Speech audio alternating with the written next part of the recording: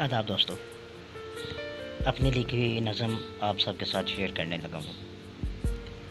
जब याद तुम्हारी आती है मेरी आंखें जलने लगती हैं, मेरी सांस सुलगने लगती है, मेरा दम घुटने लगता है। मुझे कह कहे जहर से लगते हैं, हर रिश्ता झूठा लगता है, हर चेहरा खूनी लगता है। सब यार बेगाने लगते हैं, हर लम्हा धोखा लगता है। तुम्हें सोच के दिल में टीस उठे, तुम दिख जाओ तो जान निकले।